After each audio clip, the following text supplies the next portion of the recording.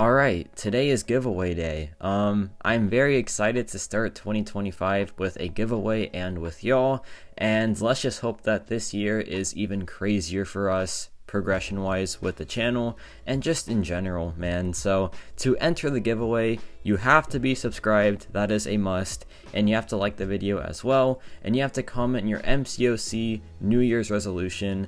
And yeah, tell me what it is. I'm curious to know about it. And the prizes, of course, are 2 Dazzler passes. Now I can't just like straight up give you the Dazzler pass, so it'll be like, you know, via gift card or PayPal. So like be prepared to share some info with me, but you know, I'm not gonna share it or anything. It's just for the giveaway. But yeah, comment your resolution and let's get it started. But remember, every 1,000 subs I gain in January will be +1 Dazzler pass for a February giveaway on February 1st. So if you want to keep the train rolling, that's how you do it. And now let's get started with the video. Now this Heimdall fight has like multiple approaches to it, and I'm gonna try to tell you all of them in this one video as we complete all 4 objectives for this Autumn of Agony fight.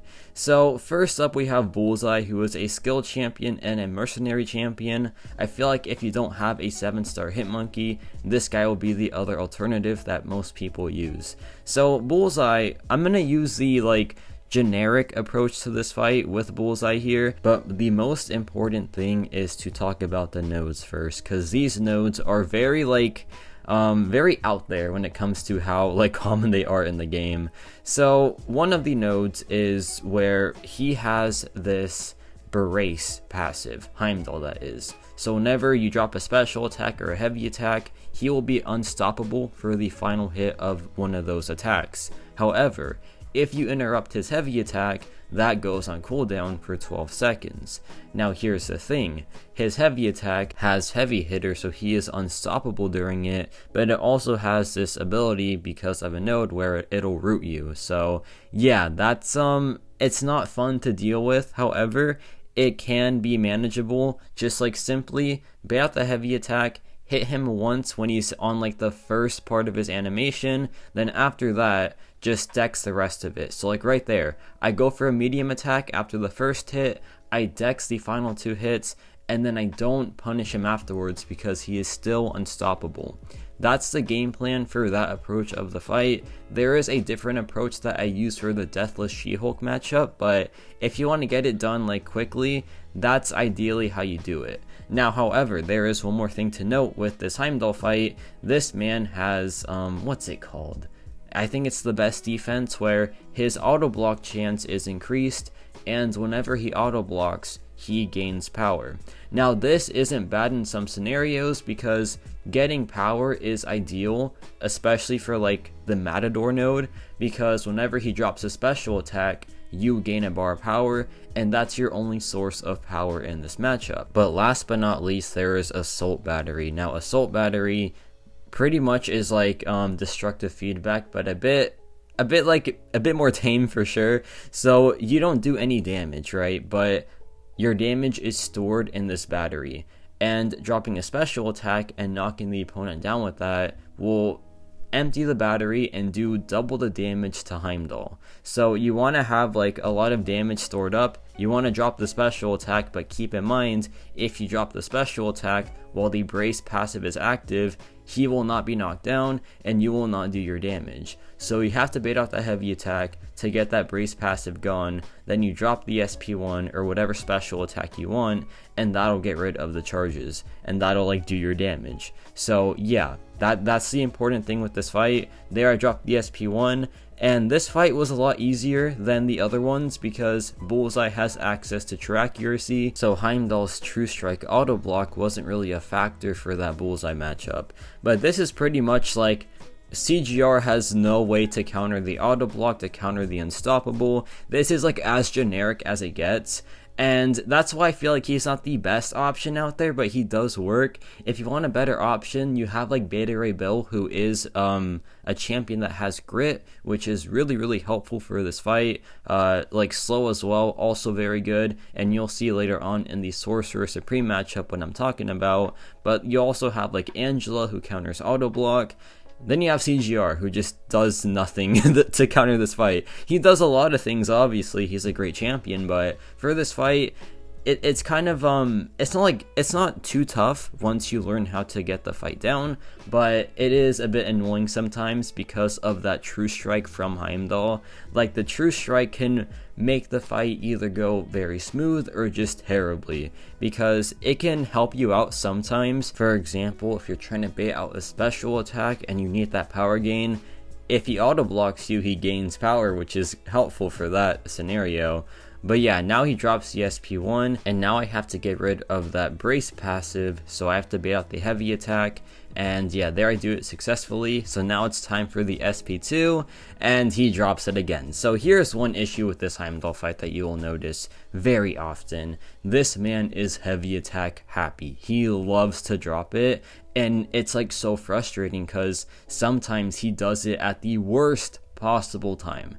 But that's just how he is. That's just like how Heimdall has always been. It's very annoying.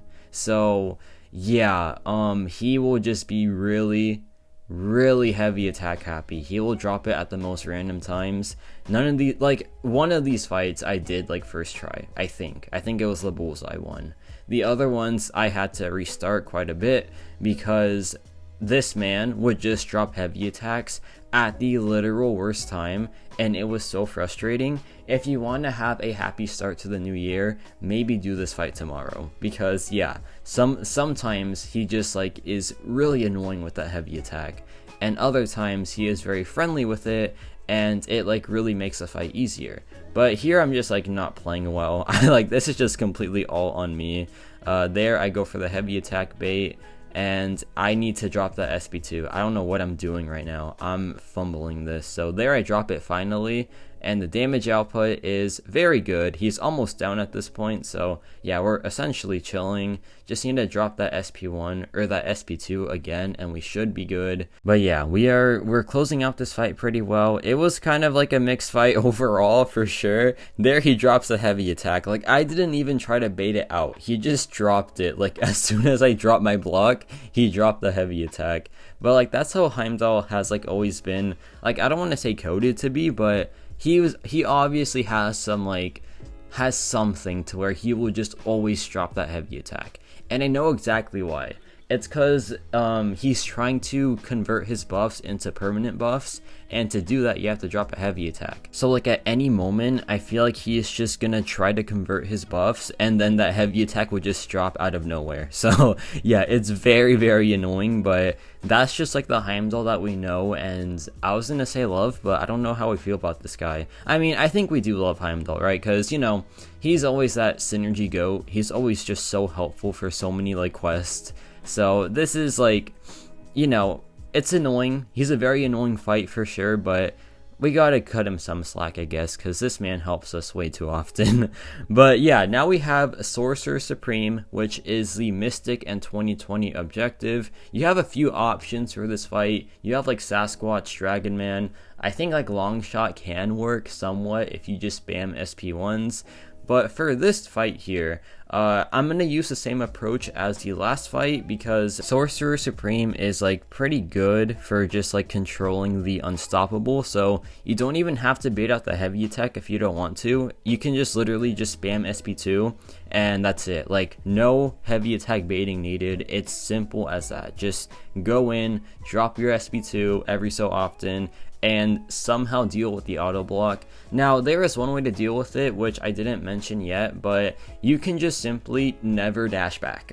And by that I mean, like, you can practice like timing your dexterity and like timing your dash backs to where whenever you like do that, you won't get the disorient on you. And I forgot to mention that node, which I just realized, but there is a node where if you dash back like too often, like twice in I think like 1 or 2 seconds, I'm pretty sure it's like 1 second, you get a disorient passive on you, and it is of 50% potency. So there is a 50-50 chance your parry fails, and there is a 50-50 chance that you just can't get rid of the auto block the easiest way, and that easiest way is by just stunning him and then hitting into him afterwards, because he cannot auto block while stunned. That is the best way of dealing with that mechanic. And if you're disoriented, you can't do it reliably. So in this fight where Sorcerer Supreme doesn't have to like bait out the heavy attack, because when you're baiting out that heavy attack, you have to dash back like multiple times in a second, because if you don't, you'll just take all the damage and you'll get the damage reflected from Assault Battery onto you, and that'll just one-shot you, right? But with Sorcerer Supreme, who doesn't have to like bait out the heavy attack once, keep in mind though, it is inevitable that he drops it out of nowhere, because that's just how Heimdall is. But if you can try to manage it, like right there, I didn't manage it well. I could have gone for the stun, but I didn't, so I had to gamble. But thankfully I am the world's best gambler. That's not true, but hey, it worked in that scenario. And that's that Sorcerer Supreme one, very, very straightforward, because that slow is just very helpful for just ignoring the whole brace part. But there is one more way of ignoring that brace part, and it is by just dropping SP3s, and that's it. So let's talk about it here with this SheHulk fight. This rotation and like this method isn't really ideal for Sorcerer Supreme, for CGR, and it can work pretty well for Bullseye. So keep that in mind. This is very selective because some champions just don't do jack on their SP3. I guess you want to use SP3 for like both CGR and Sorcerer Supreme because they gain benefits that are like pretty much permanent for the fight. But for the most part, like spamming it is unideal. But for SheHulk here, it doesn't really matter, since her damage output, while like getting a special attack crit is cool, you can't really see it in this fight, so it doesn't really matter as much. But most importantly, the thing is, like, it just makes the fight a whole lot easier if you take away that one ask from Heimdall, which is doing that very annoying trick with SheHulk. And the thing that made me like try this out with SheHulk is the fact that her heavy, like her hitting into the heavy attack is just really annoying, because sometimes she just straight up whiffs, because her light attack range is terrible, her medium attack range, it's like a clunky animation, so it's just not really fun to like try it with this champion. So yeah, I did not want to do this fight with SheHulk. It just seemed miserable, and it honestly is miserable if you try to do like the usual brace passive thing, where like you just have to drop your attack during his heavy. It's not fun with SheHulk that way. But when you do it with like the other method, which you're gonna see right here, and it's very fun because it just like takes away all the worries of this fight, and it makes it so much easier. Like, it is way easier to just do this. And honestly, like I said, some champions not as like ideal for like, you know, CGR and Sorcerer Supreme, but any champion can do it this way. Any champion can like make it this easy. But then again, you're not totally safe from Heimdall's like antics, right? Because like I said, sometimes he will just want to drop that heavy attack for absolutely zero reason, and that's just how it's going to be with this champion, right? Like, that's for any single tactic that you want to do, like for this Heimdall fight, it will have that. It will have the random heavy attacks. That's just inevitable. That's with like any Heimdall matchup in the game, right? But yeah, besides that though, very straightforward fight now. It's just a bit of a longer one for sure, because the SP3, it's hardly anyone's damage dealer. Like, unless your name is Havoc, it really isn't like your go-to for any champion. And right there, random heavy attack. It's very annoying, but it's okay, because like we're still making good progress in this fight. These traumas are refreshing very easily, and you want to know why, and you want to know why the SP3 rotation is very nice for this fight. It's because of the debilitate that SheHulk inflicts onto Heimdall with the SP3. It makes the fight, and it just makes the fight so much easier, because the traumas last a whole lot longer. And yeah, it makes it so much like, just makes it so much easier, man. And you know, doing the other 3 objectives first, and like being really stressed out by some of them, especially CGR, since that man does nothing to counter this fight. you know, after doing that and like going to this one where it's just so chill, it's just so relaxing. You're just hitting a Heimdall, right? And then you just drop the SP3 afterwards, and then you do your damage output that way. Is it a lot of damage? Maybe not, but it's enough damage, right? It's enough for this fight.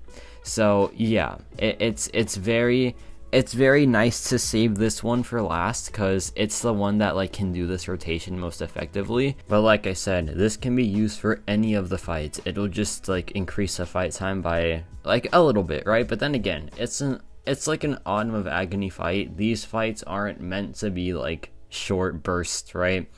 So yeah, it's a bit boring to commentate on, at least, because, you know, it's just the same thing over and over again with just her getting him to like drop special attacks very easily, by the way, because of her built-in taunt mechanic. But after that, it's really just, that's it, man. Just, he drops the SP1, you're at 3 bars of power, you drop the SP3, you hope that you get some like nice crits in between to like make the fight go by a little bit faster, and right there I do, so like that's perfect. And yeah, one more SP3 should do the job. I'm not gonna try to risk it with the heavy attack thing. I've gotten this far without doing that. I'm not gonna start now. So yeah, there he drops it, I'm at SP3, I drop the SP3, and there we go. All my agony is now gone, since all objectives are done. And if you followed this video, you should have all objectives done as well. So there you go, congrats. And yeah, this is gonna do it for this video. I hope it was helpful. I hope that like all the rotations are helpful for you, and you know, you can just pick and choose like what rotation you want for what fight. But yeah, let me know your thoughts on this Heimdall fight. Be sure to enter the giveaway, and yeah, that's about it for me.